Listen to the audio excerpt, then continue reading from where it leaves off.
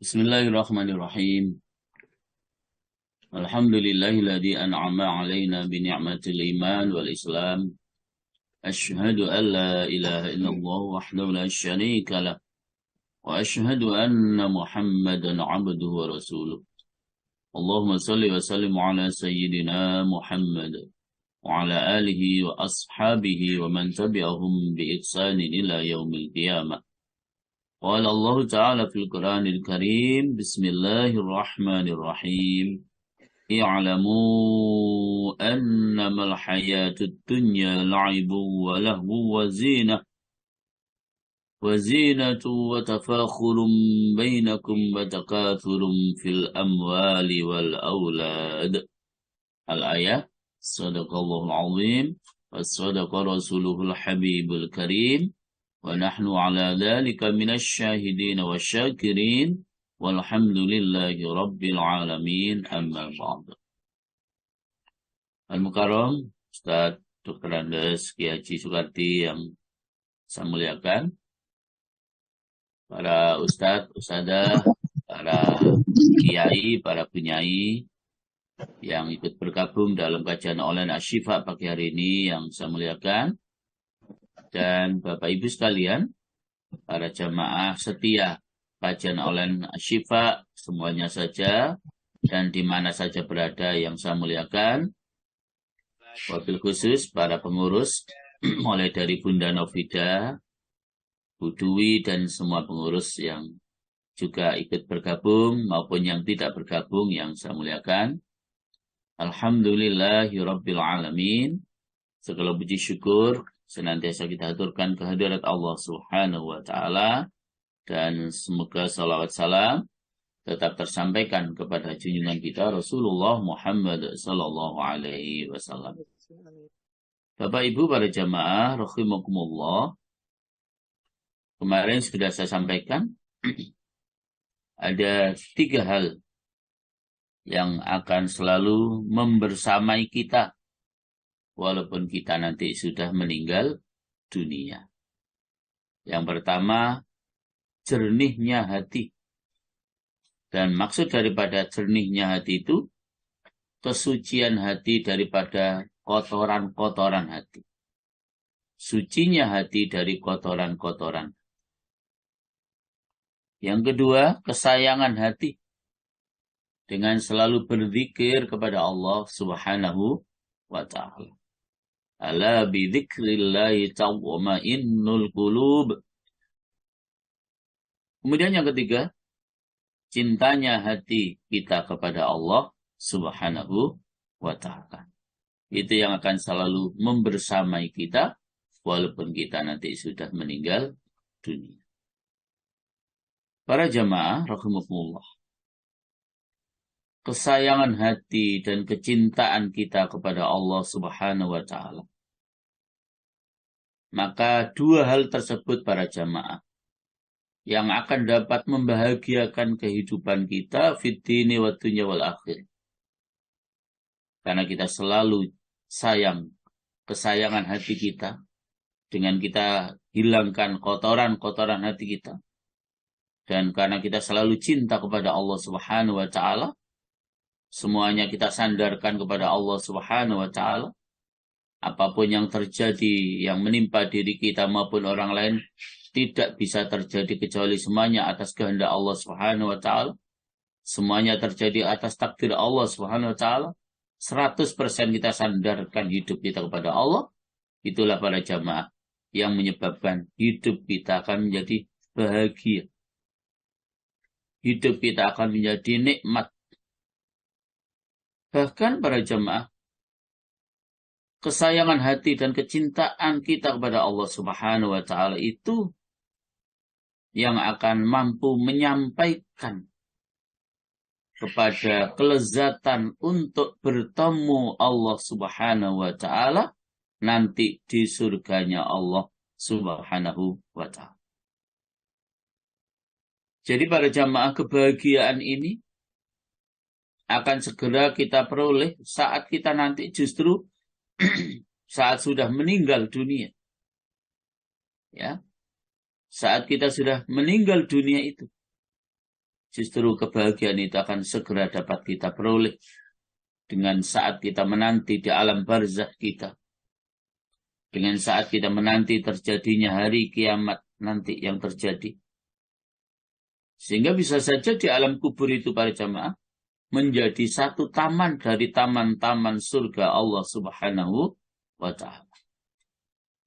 Kenapa? Karena waktu hidup di dunia tidak ada yang dicintai kecuali Allah. Ya. Tidak ada zat yang dicintai kecuali hanya kepada Allah, zat yang maha tunggal. Dan hal-hal yang merintangi untuk mencintai Allah. Hal-hal yang merintangi agar hati kita sayang kepada Allah. Itu semuanya ditinggalkan dan ingin segera untuk menghadap bertemu yang sangat dicintai Allah Subhanahu wa ta'ala. Bagaimana nanti di alam barzakh kita tidak bahagia? Karena waktu kita hidup di dunia, tidak pernah kita berurusan dengan cinta-cinta kita terhadap dunia. Sekali lagi, sehingga ketika di alam barzakh, santai-santai saja. Karena tidak ada hisab. Tidak ada pertanyaan yang akan memberatkan kita saat kita di alam barzakh. Ya. Sehingga seluruh penghalang-penghalang itu, seluruh rintangan-rintangan itu akan terlepas dari diri kita dan kita hanya akan mencintai Allah Subhanahu wa ta'ala. Bapak Ibu para jamaah, bagaimanakah orang yang mencintai dunia itu tidak disiksa ketika meninggal? Sementara tidak ada yang dicintai olehnya kecuali dunia. Sungguh ia telah dirampas daripadanya dan telah terhalang antara dia dengan Allah. Dan telah ditutup baginya jalan-jalan usaha untuk kembali kepada Allah. Karena itulah para jamaah, dalam sebuah syair dikatakan, mahalu man kana lahu wahid, ghaibun anhu dhalikal wahid.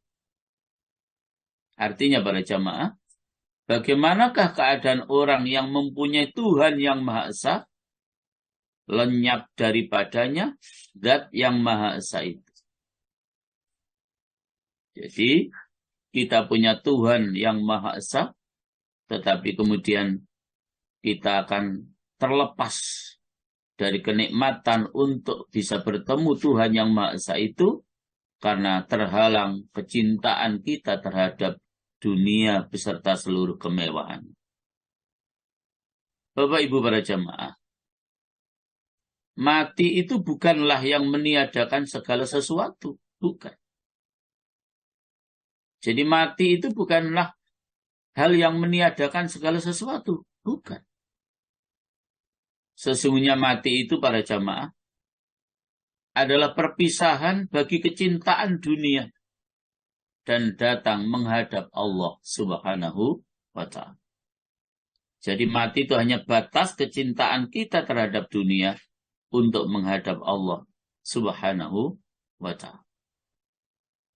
Maka apabila seseorang yang menempuh jalan menuju akhirat, yaitu orang yang tekun kepada sebab tiga sifat tadi, yaitu zikir kepada Allah Subhanahu wa ta'ala, berpikir dan berbuat yang dapat menyapihnya dari nafsu dunia, dari nafsu syahwat dunia, dan membenci kepadanya kelezatan-kelezatannya, dan memutuskannya dari dunia.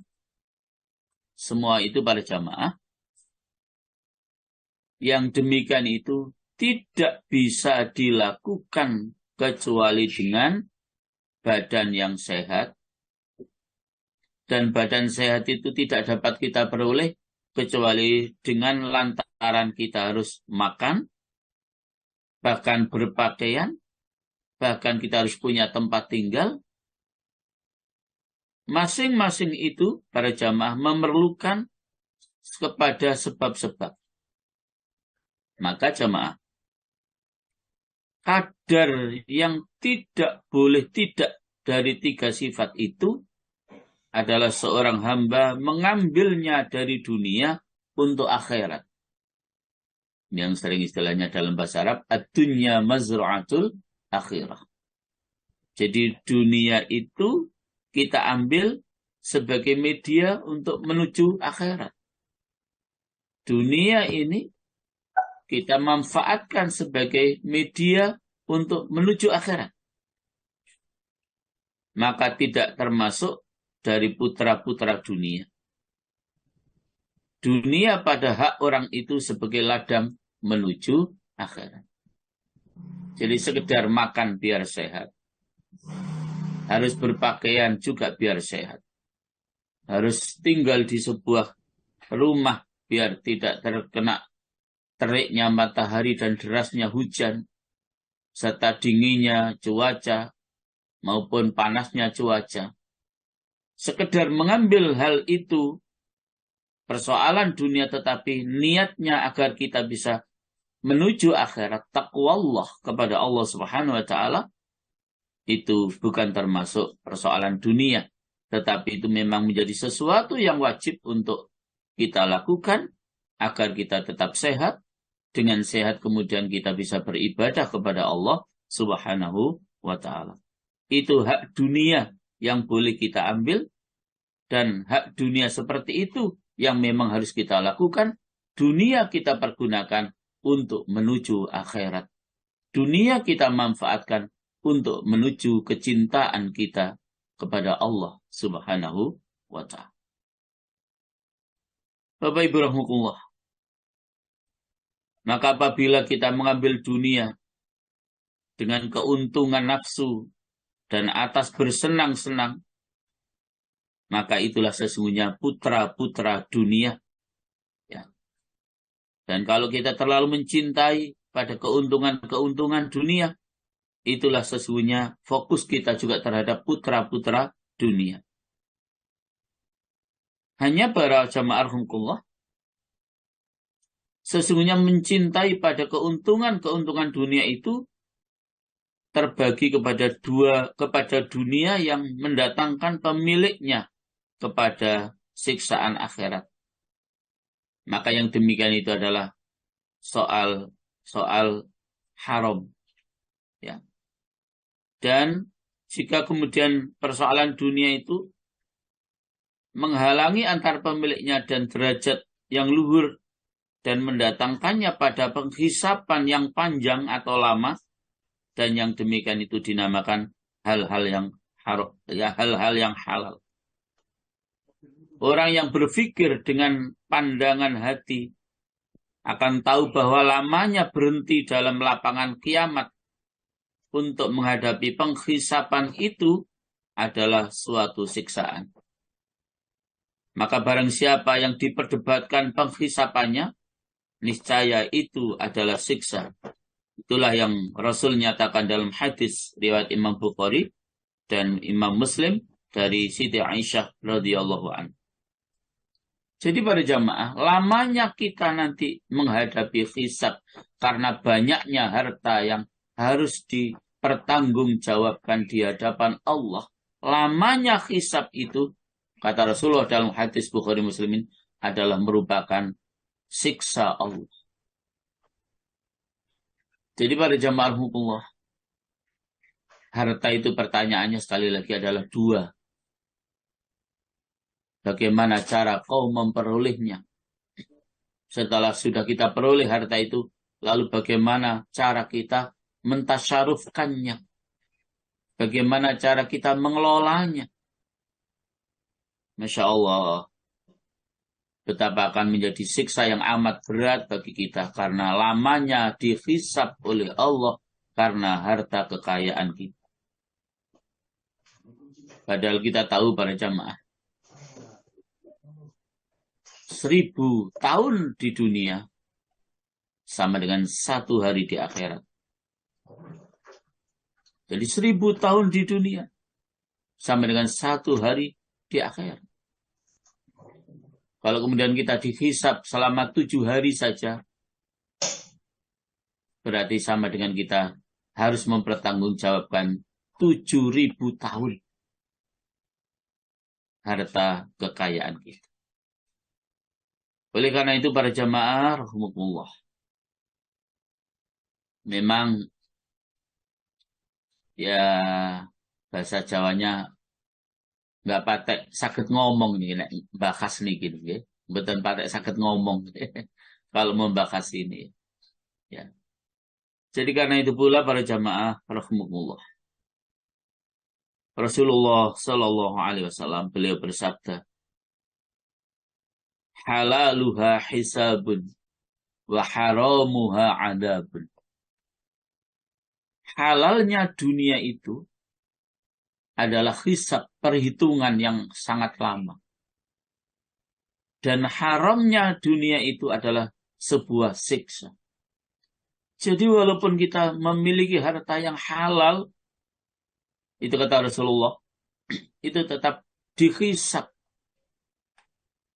Demikian pula yang haram, bukan malah sekedar dihisab, tapi yang haram itu adalah menjadi sebuah siksa.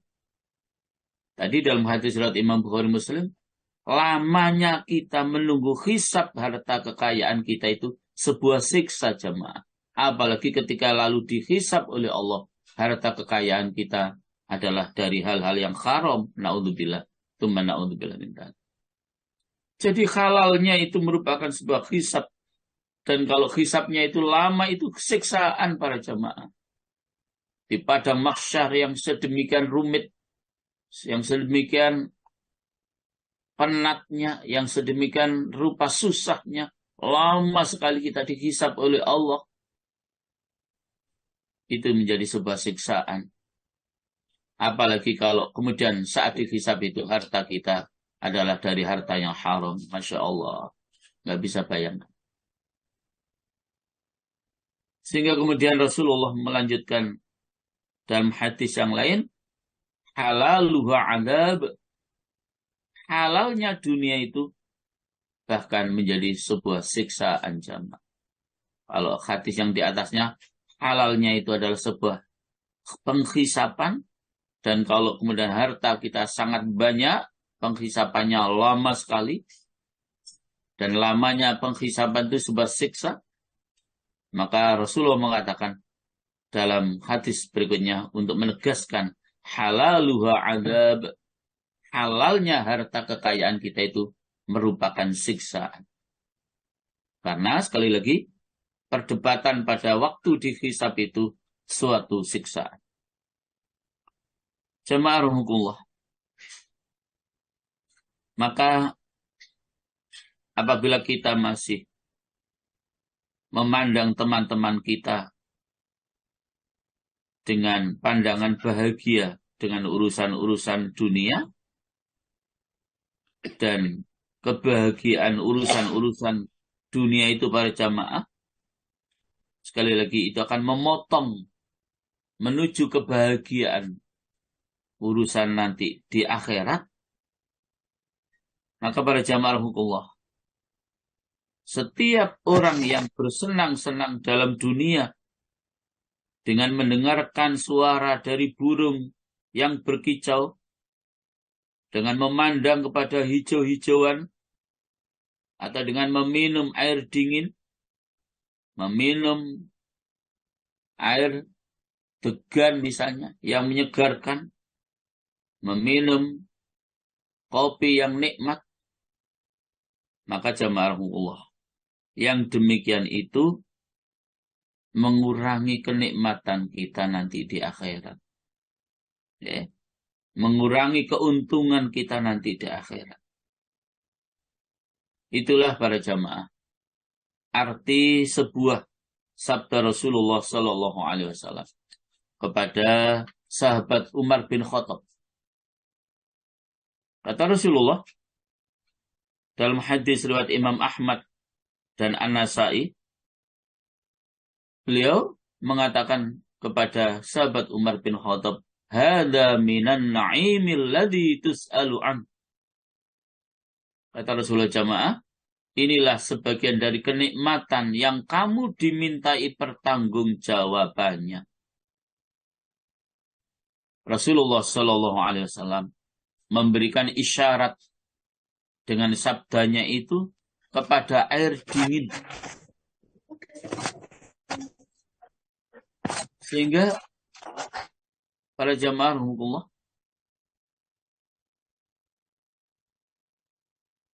saat Sayyidina Umar bin Khattab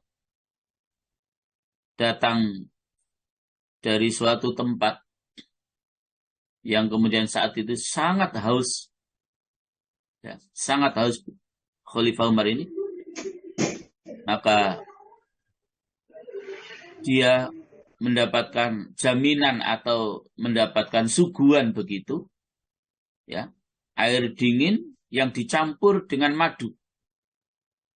Di saat sangat haus itu, Umar bin Khattab mendapatkan suguhan begitu dari seseorang, air dingin yang dicampur dengan madu.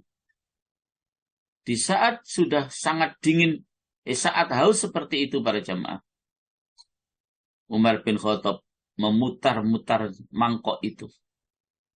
Antara mau diminum apa tidak diminum. Tetapi akhirnya setelah diputar-putar dengan tangannya itu, Umar bin Khattab menolak untuk meminumnya karena mengingat sabda Rasulullah tadi, hadza minan na'imil ladzi tus'alu an. Inilah sebagian dari kenikmatan yang kamu dimintai pertanggungjawabannya. Masya Allah para jamaah. Jadi sampai seperti itu para sahabat Rasulullah itu jamaah. Sekedar minum air dingin bercampur madu dalam kondisi yang sangat haus, antara mau diminum atau tidak. Tetapi begitu mengingat sabda Rasulullah, hadza minan na'imil ladzi tus'alu an. Inilah sebagian dari kenikmatan yang kamu dimintai pertanggungjawabannya nanti di akhir. Akhirnya ditolaklah air dingin yang bercampur dengan madu tersebut. Maka para jamaah rahimakumullah, mari kita perhatikan. Dunia itu para jamaah, sedikitnya, banyaknya, halalnya, haramnya, itu semuanya adalah terlaknat. Kecuali yang membantu, kecuali yang dapat membantu untuk bertakwa kepada Allah Subhanahu wa Ta'ala. Sedikitnya, banyaknya, halalnya, haramnya, dunia itu semuanya terlaknat.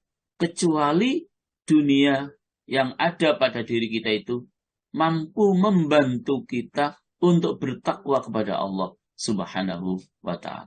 Itu baru yang tidak terlaknat.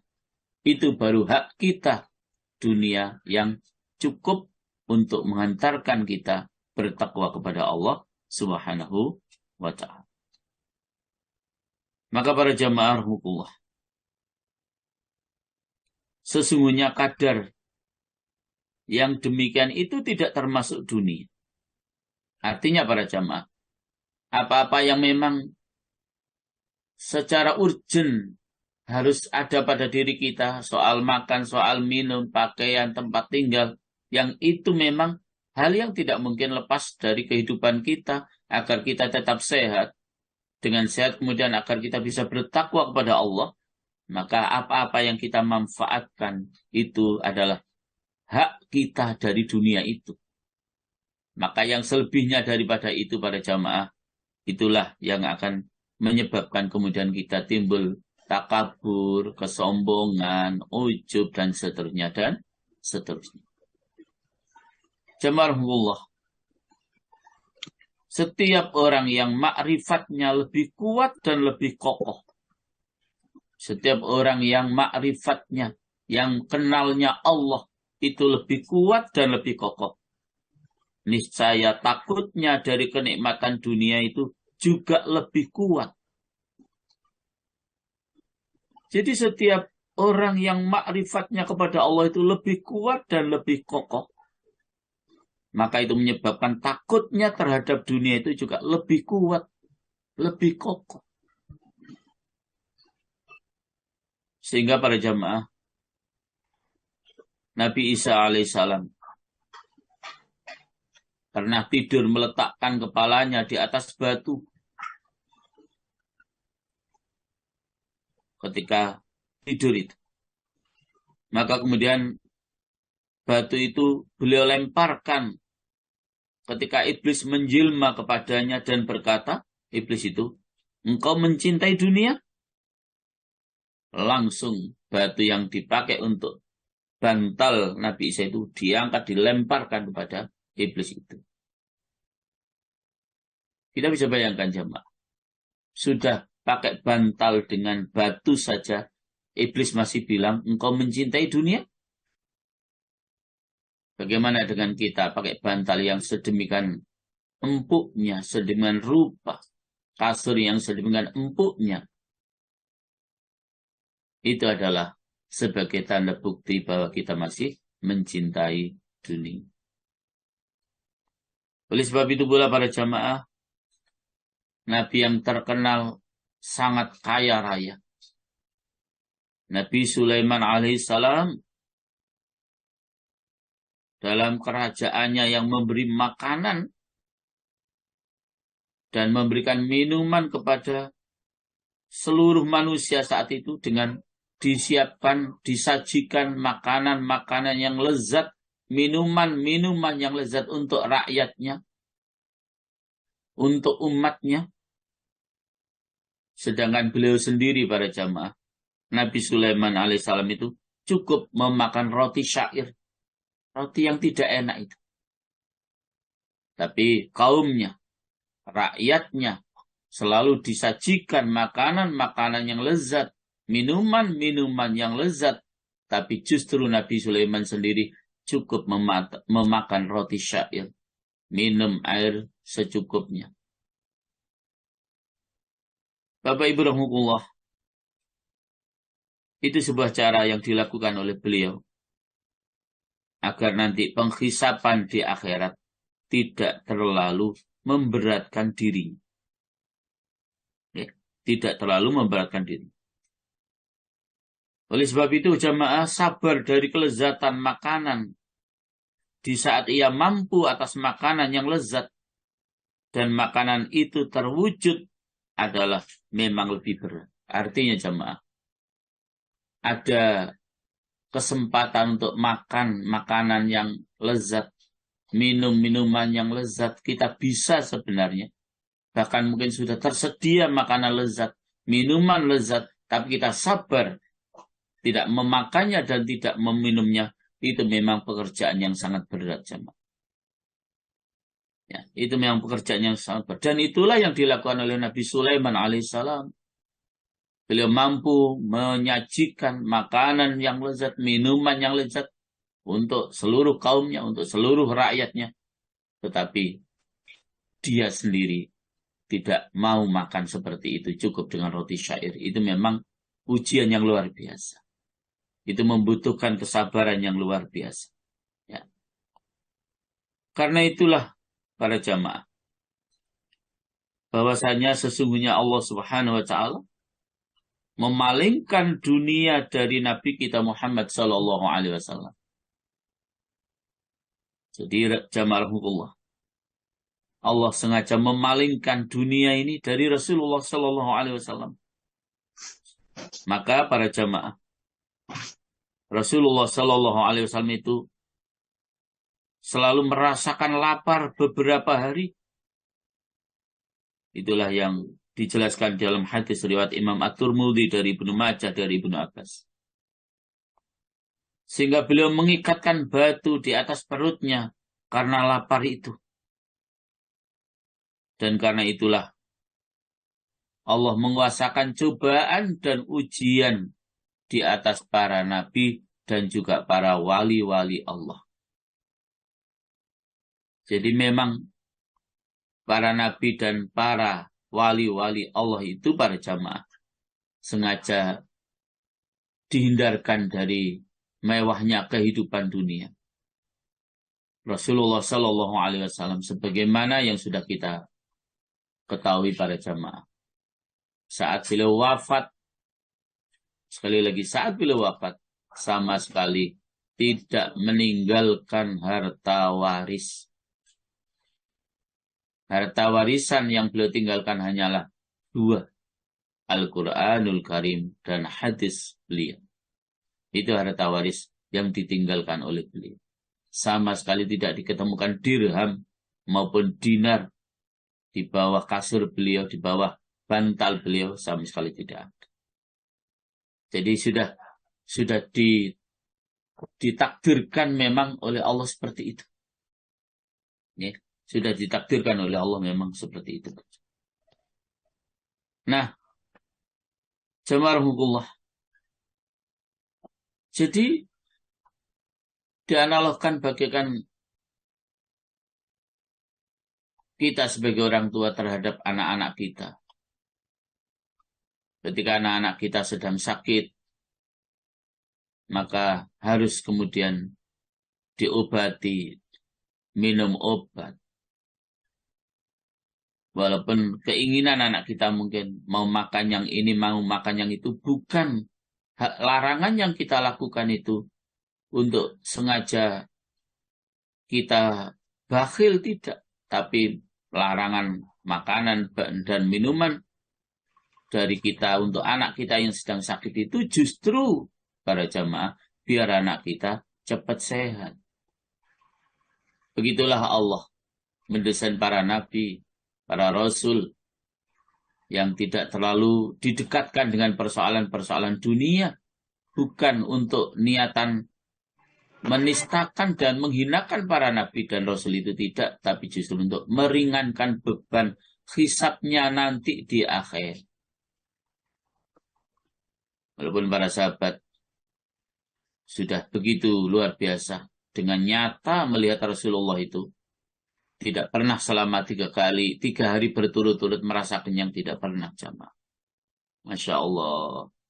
Itulah Rasulullah Muhammad Sallallahu Alaihi Wasallam sebagai seorang uswah dan qudwah kepada kita sekalian. Sehingga para jamaah tidak pernah beliau mendapatkan sedekah dari para sahabat berupa apapun.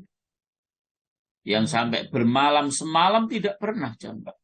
Begitu dapat langsung dibagi. Begitu dapat langsung dibagi. Begitu dapat langsung dibagi.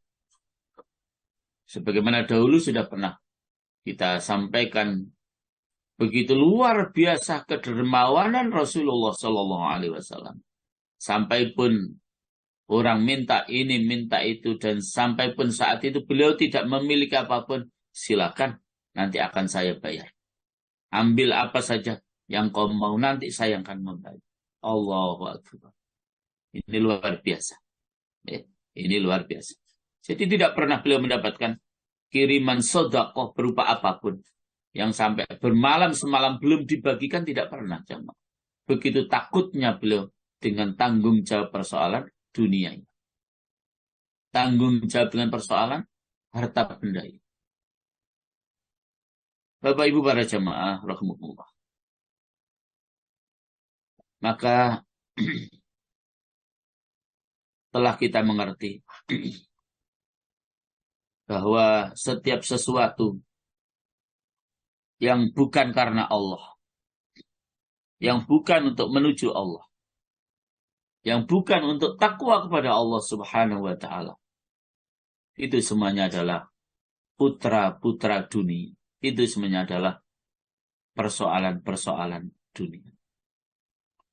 Maka segala sesuatu yang karena Allah Ta'ala itu, maka tidak termasuk dari dunia. Jadi walaupun kita diberikan harta kekayaan yang banyak oleh Allah, tapi ya, semuanya akan kita tasarufkan di jalan Allah. Akan kita infakkan di jalan Allah. Maka itu tidak termasuk dunia. Dan harta yang kita infakkan di jalan Allah itu, para jamaah, itulah sesungguhnya harta kita yang sebenarnya. Itulah sesungguhnya harta kita yang sebenarnya. Bapak Ibu rahimahullah. Lalu dunia apakah yang karena Allah Ta'ala? Maksudnya dunia yang mana yang itu eh, apa namanya, yang termasuk karena Allah Ta'ala, atau bagian dunia yang seperti apa yang itu masuk bagian untuk Allah Subhanahu wa Ta'ala. Maka dalam hal ini para jamaah, segala sesuatu dari dunia itu terbagi menjadi 3 bagian. Yang pertama para jamaah, sebagian adalah dunia yang tidak dapat digambarkan itu karena Allah Ta'ala. Artinya ada harta kekayaan yang sama sekali tidak eh, tidak karena Allah Ta'ala gitu. Sekian banyak harta kekayaan tapi bukan karena Allah SWT. Kenapa dikatakan bukan karena Allah SWT harta kekayaan kita itu? Karena kita pergunakan untuk kemaksiatan, untuk melakukan perbuatan-perbuatan yang terlarang, sekedar untuk bersenang-senang saja dalam melakukan hal-hal yang mubah. Mubah itu jamaah boleh kita lakukan, boleh kita tinggalkan. Ya, ya, tidak memperoleh dosa maupun tidak memperoleh pahala. Itu hal yang mubah. Kita tinggalkan, boleh kita lakukan, boleh dengan tidak memperoleh dosa dan pahala. Jadi menggunakan harta kekayaan kita dalam hal-hal yang hukumnya mubah, makan, itu kan mubah jemaah. Tapi kalau kemudian sampai berlebihan, menjadi mubazir, harusnya 3 orang cukup. Misalnya 1 mangkok yang berisi apa begitu, tapi ternyata kita menyiapkan lebih daripada itu. Hati-hati para jemaah.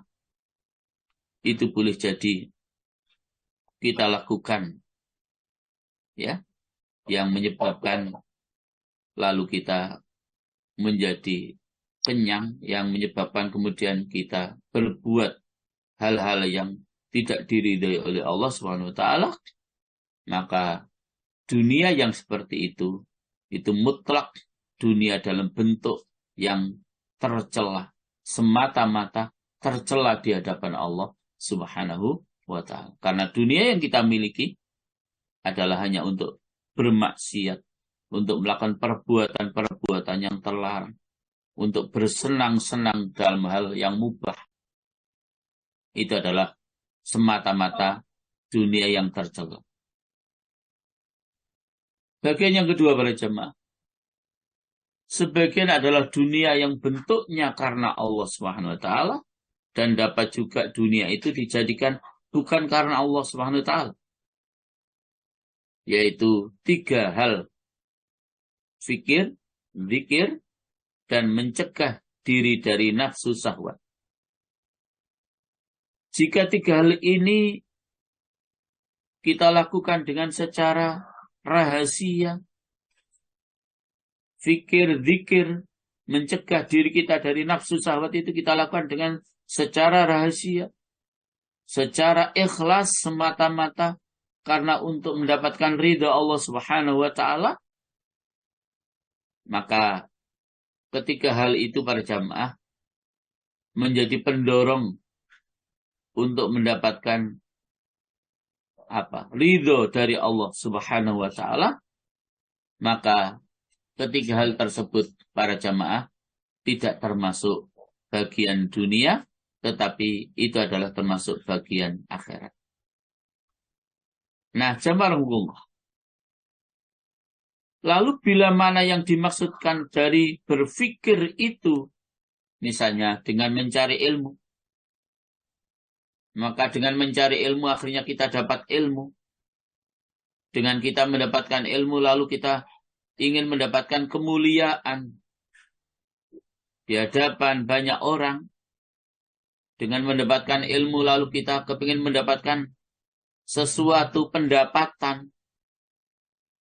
Jamarumkullah. Kalau itu yang kita lakukan, itu adalah termasuk urusan-urusan dunia. Ini para jamaah yang kemudian kita semuanya harus mampu menata hati, mampu untuk meluruskan niat, sampai pun saat kita mencari ilmu, lalu kita sudah mendapatkan ilmu. Dengan ilmu itu biar kita dihormati oleh banyak orang. Dengan ilmu itu biar kita mendapatkan income. Ya, mendapatkan income. Masya Allah. Itu juga termasuk persoalan-persoalan dunia jemaah. Ya, persoalan-persoalan dunia. Para jemaah rahimahullah.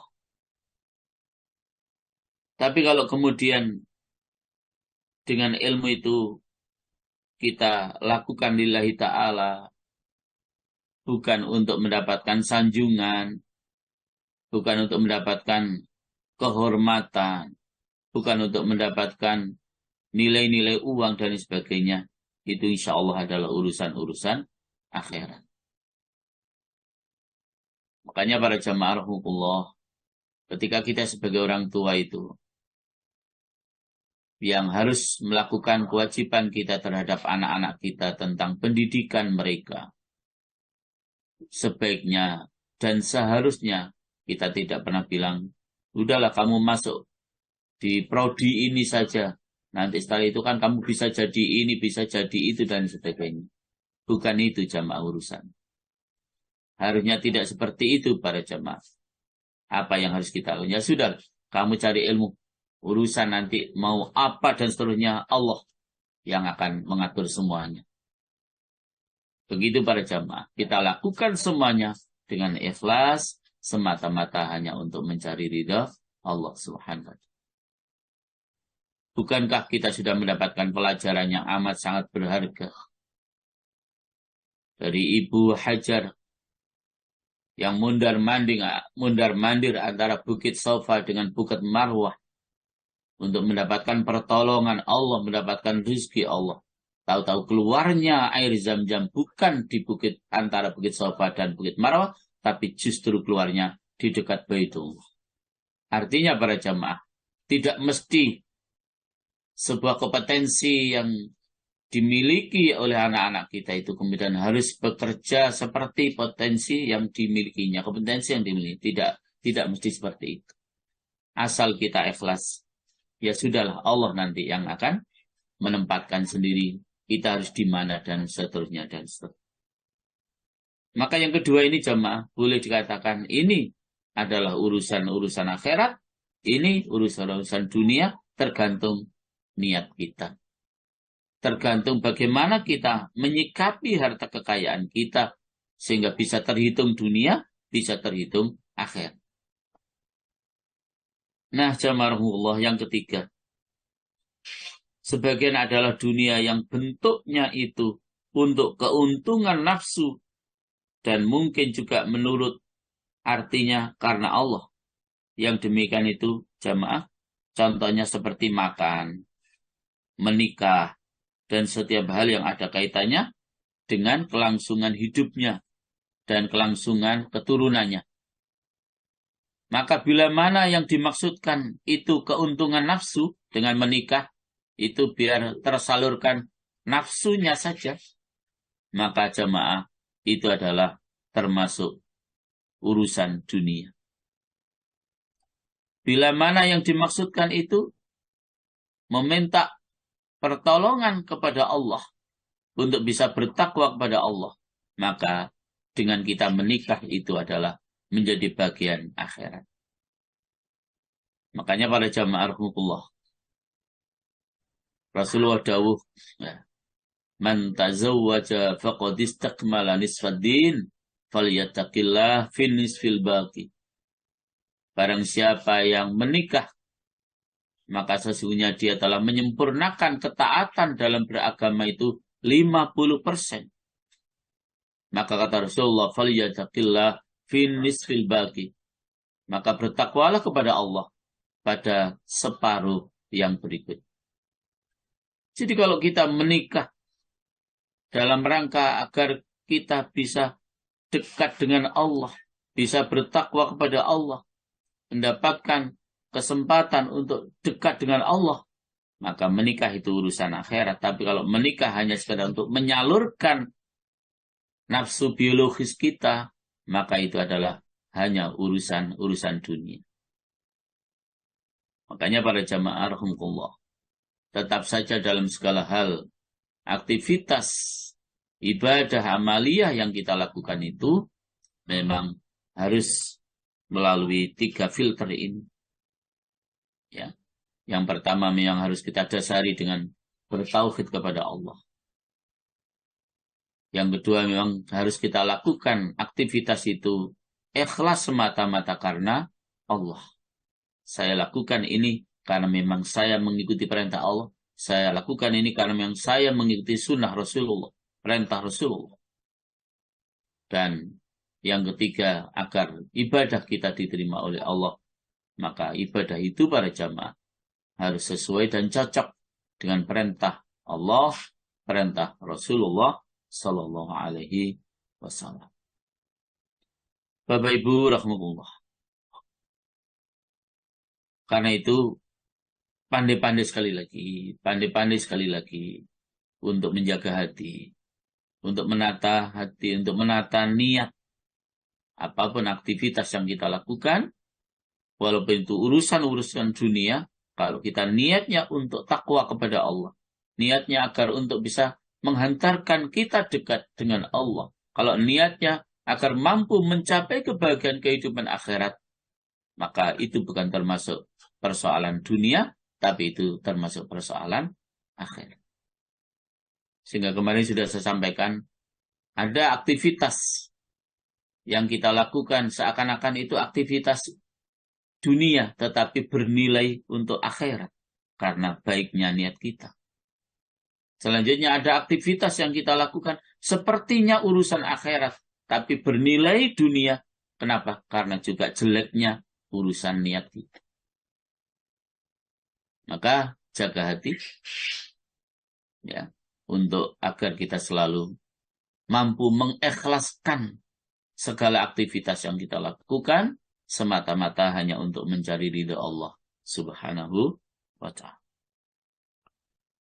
Jamaahullah, sampai-sampai Rasulullah Sallallahu Alaihi Wasallam beliau bersabda, "Man talabat dunya halalan mukathiran mufakhiran laqiyallah wa huwa alaihi ghadban wa man talabaha isti'fafan 'anil mas'alah wa siyanatan li nafsihi jaa'a yaumal qiyamati wa wajhuhu kal qamar lailatal badri." Barang siapa mencari dunia yang halal, memperbanyak harta dan bermegah-megahan, niscaya ia bertemu kepada Allah Ta'ala di mana dia murka kepadanya. Allah marah kepadanya.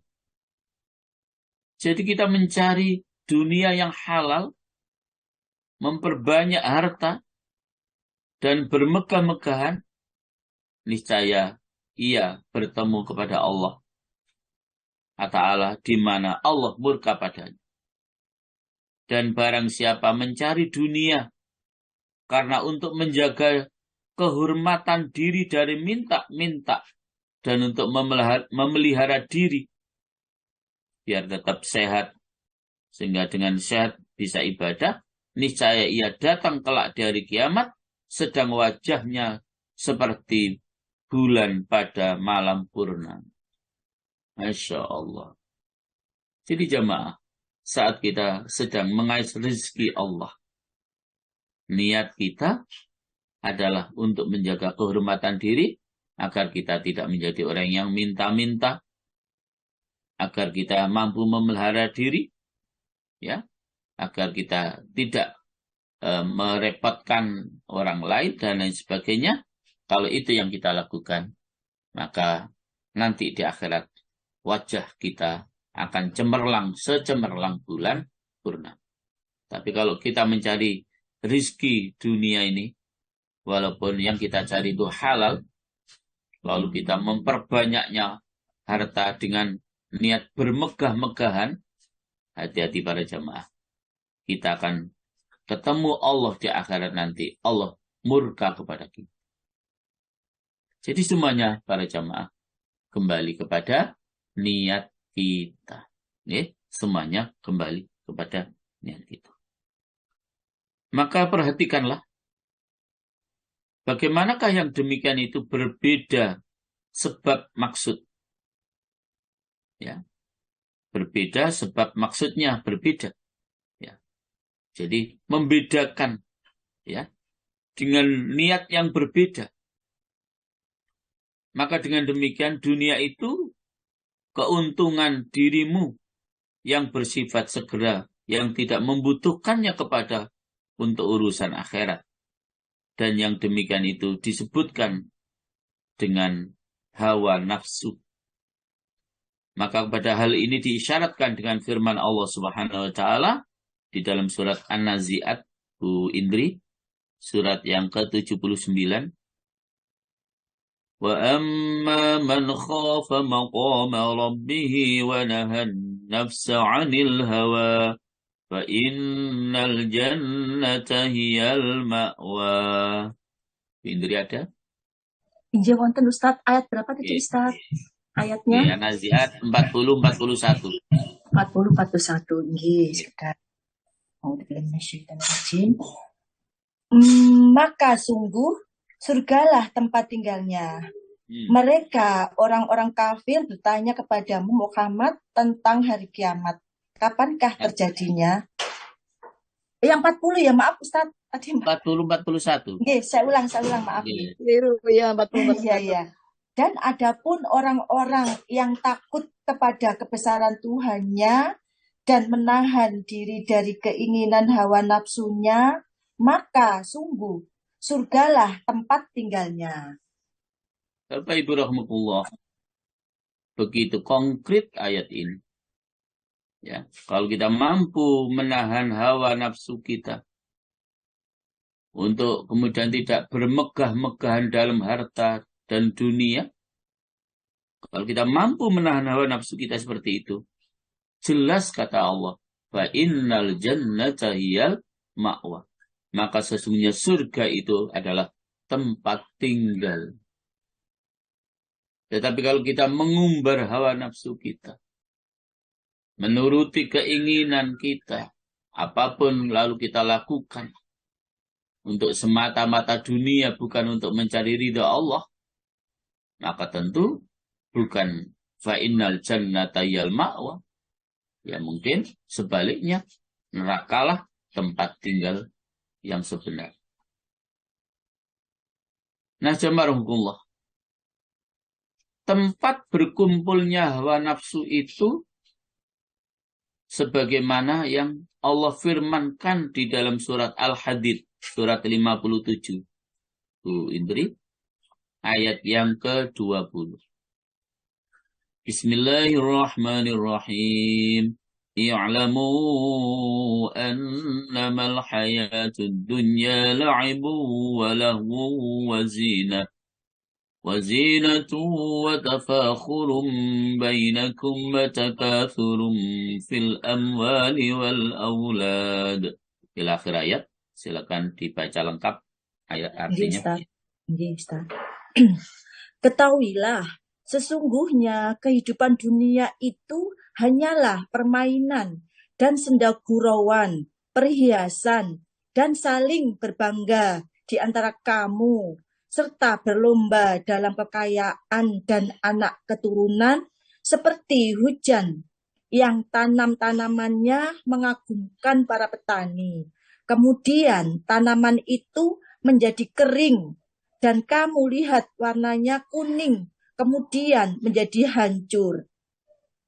Dan di akhirat nanti ada azab yang keras dan ampunan dari Allah serta keridhoannya.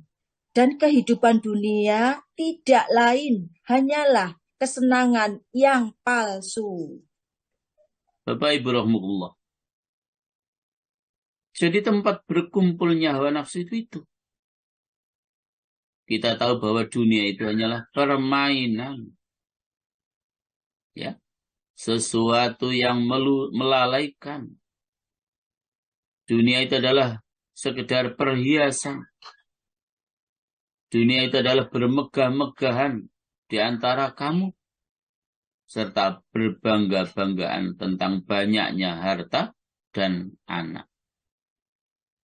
itulah tempat berkumpulnya hawa nafsu itu. Ya. Dengan kita bermegah-megahan. Ya. Dengan kita berbangga-banggaan. Ya. Dengan kita selalu memakai perhiasan-perhiasan. Dengan kita banyak harta. Dengan kita banyak anak. Itulah sebenarnya berkumpulnya nafsu itu.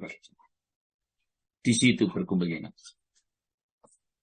Nah, hal-hal yang dihasilkan dari nafsu itu para jamaah, maka dikumpulkan oleh Allah. Hal-hal yang dihasilkan dari nafsu itu dikumpulkan oleh Allah dalam sebuah ayat di dalam surat Ali Imran ayat yang ke-14. Zuyyina lin-nasi hubbus syahawati minan nisa'i wal banina wal qanatiril muqantarah والقناطير المقنطرة من الذهب والفضة والخيل المسومة والأنعام والحرث ذلك متاع الحياة الدنيا. Dibaca artinya, Bu. Injil, Ustaz.